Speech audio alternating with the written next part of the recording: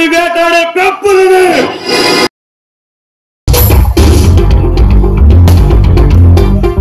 నువ్వు చెప్పినట్లు విన్నాను, ఆడించినట్లు ఆడను.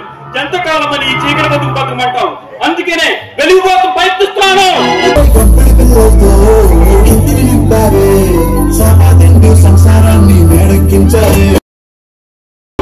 నీ మనసు కానీ తెల్లని మల్లెపూలు. రాబాబా ఫోన్ చేద్దామా సరదా కలిసి? లేదు బాబా, జానకి మీరు చేయండి, నేను ఫోన్ చేయను. సరే నీ ఇష్టం అన్నయ్య. ఈ అమ్మాయి గారు 3 నియమాలు పాటించారు.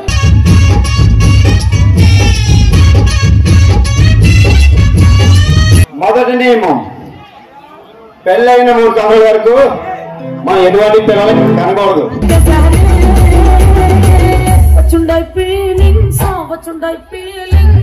రెండో నియమం, పెళ్ళైన సంవత్సరానికే మగ పిల్లని కనాలి.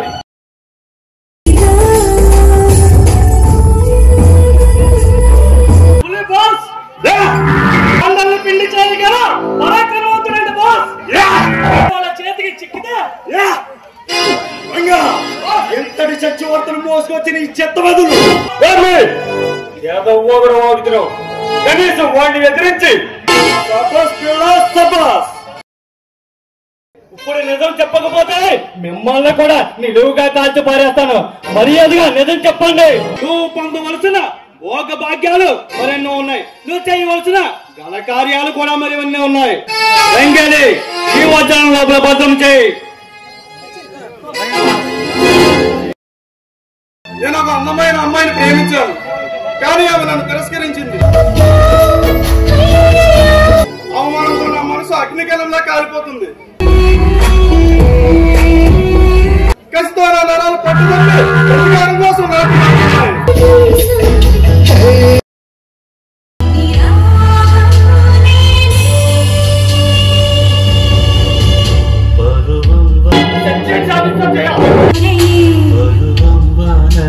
నేడు పొడిసేను.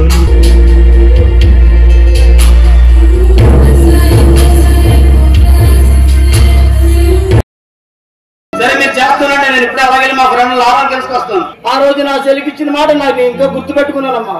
కంపల్సరిగా చేయని నా ఇంటికి కోట చేసుకుంటానమ్మా. అందుకని ఈ రోజు నా ఇంటికి కోట చేసుకుంటానమ్మా.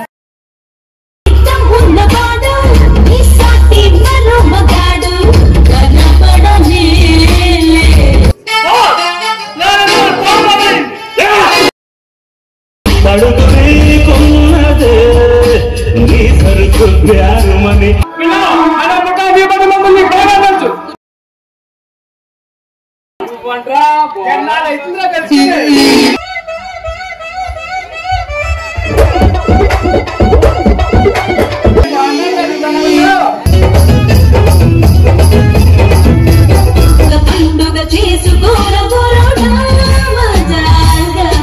నీ మనసు మారిందని తెలుసుకుని నేను మురిసిపోయాను.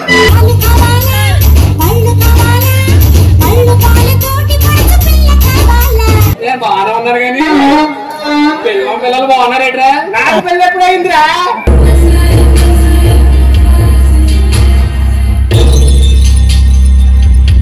నిన్న వంటమాడి పోలీస్ స్టేషన్ ఎస్ఐ గారితో 12 వస్తే టేబుల్ మీద ఆడ ఫోటో చూసాను రా.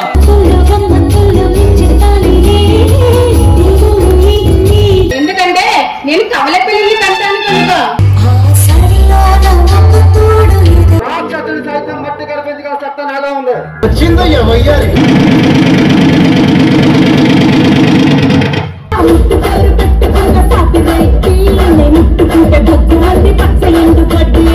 ఈ కప్పులు కొనడానికి దిగితే మట్టి కలవాల్సిందే, నేల కలగాల్సిందే.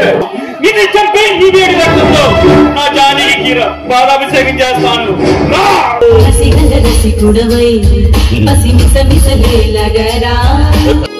ఇటు పోలీసుల్ని ఇటు ప్రభుత్వాన్ని 3 చెరువులను తాగించిన ఈ బొబ్బులకి ఎదురు తిరిగిన మగడవడరా?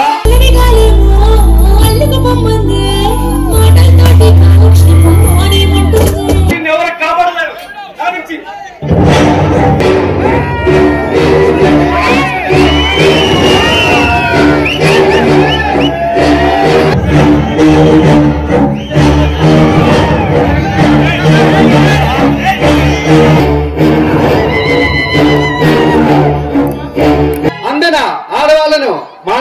గారు దొరికిన మగాళ్ళను మంటల్లో వేసి తగలబెట్టారు.